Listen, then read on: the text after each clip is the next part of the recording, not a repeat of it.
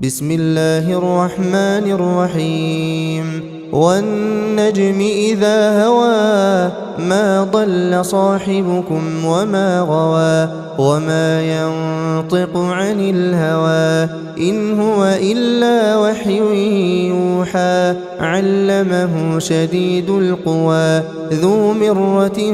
فاستوى وهو بالأفق الأعلى ثم دنا فتدلى فكان قاب قوسين أو أدنى فأوحى إلى عبده ما أوحى ما كذب الفؤاد ما رأى أفتمارونه على ما يرى ولقد رآه نزلة أخرى عند سدرة المنتهى عندها جنة المأوى إذ يغشى السدرة ما يغشى ما زاغ البصر وما طغى لقد رأى من آيات ربه الكبرى أفرأيتم اللات والعزى ومناة الثالثة الأخرى ألكم الذكر وله الأنثى تلك إذا قسمة ضيزى إن هي إلا أسماء سميتموها أنتم وآباؤكم ما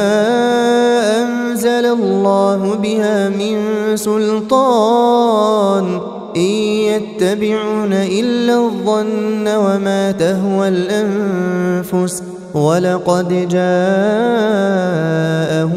من ربهم الهدى أم للإنسان ما تمنى فلله الآخرة والأولى وكم من ملك في السماوات لا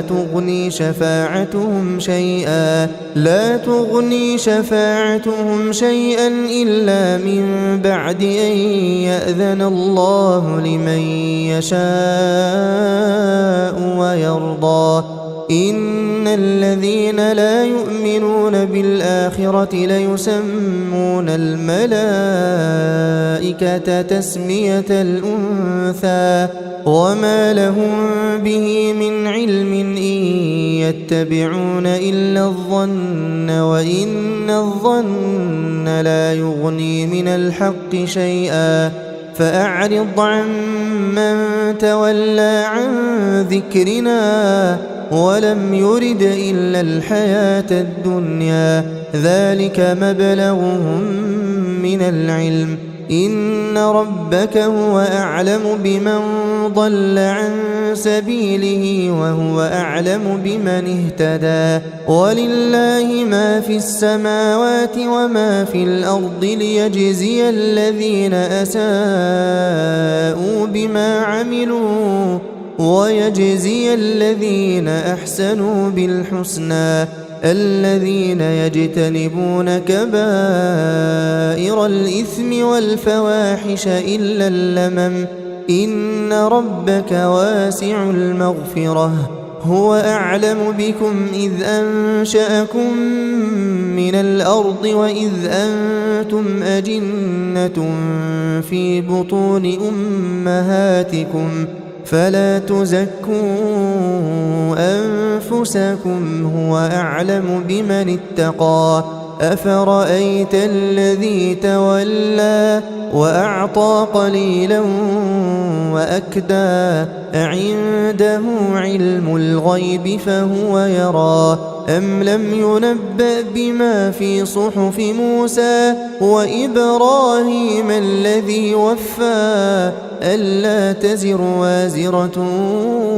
وزر أخرى وأن ليس للإنسان إلا ما سعى وأن سعيه سوف يرى ثم يجزاه الجزاء الأوفى وأن إلى ربك المنتهى وأن وأنه هو أضحك وأبكى وأنه هو أمات وأحيا وأنه خلق الزوجين الذكر والأنثى من نطفة إذا تمنى وأن عليه النشأة الأخرى وأنه هو أغنى وأقنى وأنه هو رب الشعرى وأنه أهلك عادا الأولى وثمود فما أبقى وقوم نوح من قبل إنهم كانوا هم أظلم وأطغى والمؤتفكة أهوى فغشاها ما غشى فبأي آلاء ربك تتمارى هذا نذير من النذر الأولى أزفت الآزفة ليس لها من دون الله كاشفة أفمن هذا الحديث تعجبون وتضحكون ولا تبكون وأنتم سامدون فاسجدوا لله واعبدوا